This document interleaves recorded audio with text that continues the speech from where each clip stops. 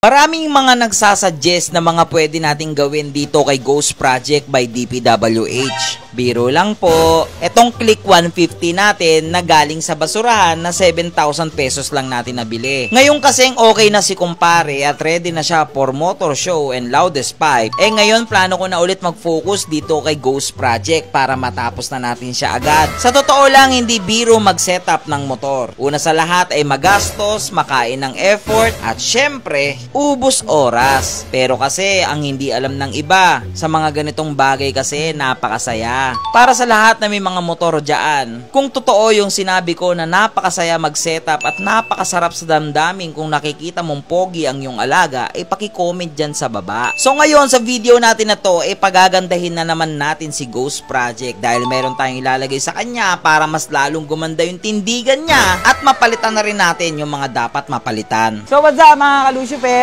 Siyempre, again, BCK Garage. Again sa mga, ang dami pong nag-PPM sa akin. Please, I understand naman po na dito po kayo nag-PPM. Pero again, hindi ko po kasi kayo makikater dito sa page ko. That's why, meron po tayong BCK Garage. Marami po nag-i-inquire dito sa mga mugs natin na ad swap, okay? At meron din nagtatanong ng mga CVT set natin. Tapos mga ka-Lucifer natin, para hindi na kayo mahirapan, punta na lang kayo dito sa BCK Garage. I-waste nyo, BCK Garage. Yan, tuturo na kayo mismo dito. Anyway, punta na tayo ulit kay Ghost. Ganda na ng harapan natin, no? Tingnan nyo yung likod, dali ka. May napapansin kasi ako, oh. Stuck! Parang nangangati yung kamay ko pag stuck, Palitan na natin yan. So, marami tayong mga stock ng shock kasi dito, guys.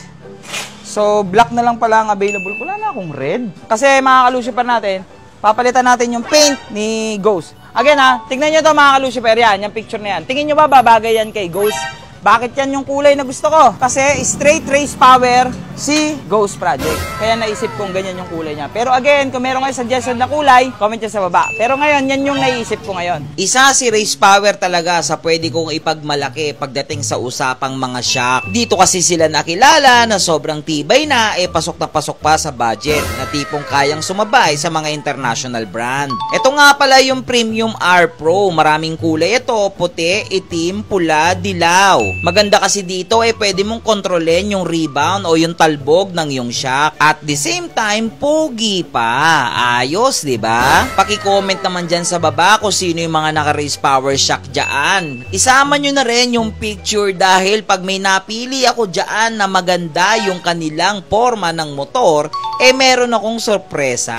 Maganda dito sa race power shock, kahit po sa akin kayo bumili, may warranty card kayo. 1 year warranty yan. Pag tumagas, palit agad, ha? Tapos may extra spring, meron tayong mga adjustable. Ito yung gustong gusto ko kung bakit paborito ko tong Race Power Premium R Pro. Ayan meron siyang preload adjuster. Ayan tapos meron pang compression adjuster. Bukod doon, meron pang rebound adjuster. Lahat ng yan pwede mong timplahin sa gusto mo. Depende kung gaano kayo kabigat, tsaka kung gaano kayo kung gaano kayo mag-ride. Para sa lubak, smooth lang. Ayos, di ba? Pogi na ni Ghost Project. Testing natin. Testing. Timplahin natin yung niya. Medyo matigas. Ayun ang bilis ng play niya, di ba? Ang bilis ng play.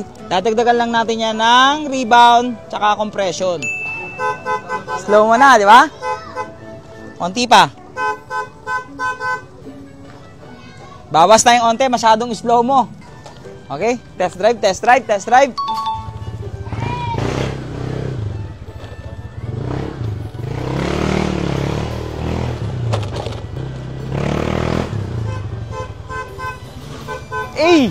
Boy, baka race power yan. Syempre bago natin tapusin yung video, para mas makita nyo ngayon yung tindigan ni Ghost Project, kapirasong montage.